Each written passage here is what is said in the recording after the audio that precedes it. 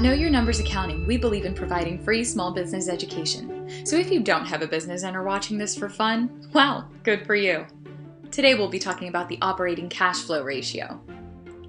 Unlike the board game Operation, this ratio does not teach your children that the human body contains a literal wishbone, like some sort of red-nosed anesthetized turkey. But somewhat like the board game Operation, this ratio does require precision and coordination, or else you're likely to be shocked. The operating cash flow ratio is a measure of your business's performance over a period of time, usually the previous 12 months, and uses your statement of cash flow to measure near-term liquidity. The equation looks like this. Operating cash flow ratio equals operating cash flow divided by current liabilities. The new part of this equation is the operating cash flow, which you'll find on your business's statement of cash flows under the operating section, like an accounting treasure hunt. Operating cash flow is basically the cash you make through normal business operations. Take revenue from goods or services sold over a period of time and deduct the cost it takes to make and sell them, and changes in current assets and liabilities, and possibly some other stuff.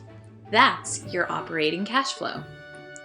Unlike the current ratio, the operating cash flow ratio assumes that current liabilities will be paid for by normal business operations, not assets.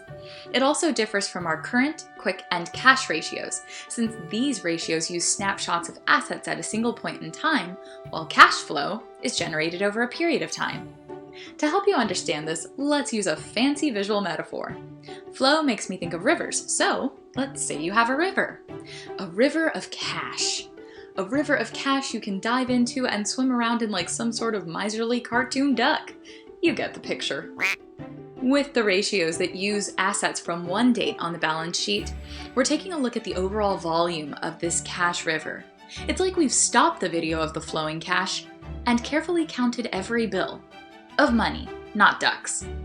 But that's not really how rivers or income work. Operating cash flow measures flow over time, which means it understands that, like a normal river, it may dry up a bit during summer or gush more during spring melts. The operating cash flow ratio is often considered more accurate than the current ratio, since it's less easily manipulated. If the operating cash flow ratio is above 1, it means you've generated enough cash flows over the year to pay current liabilities. Under 1, and you ain't. However, if cash flow over a period of time stalls, like the water level dropping in your cash river over the summer, it may give a deceptively low number. You may have projects or plans for growth that temporarily inhibit cash flow, so it's always good to understand how your ratios may be affected. And as always, it's good to compare your numbers to other similar businesses in your industry. To ensure that the operating flow of your cash river is at a high enough level to frolic around in, contact Know Your Numbers Accounting today for quick, accurate accounting information and services.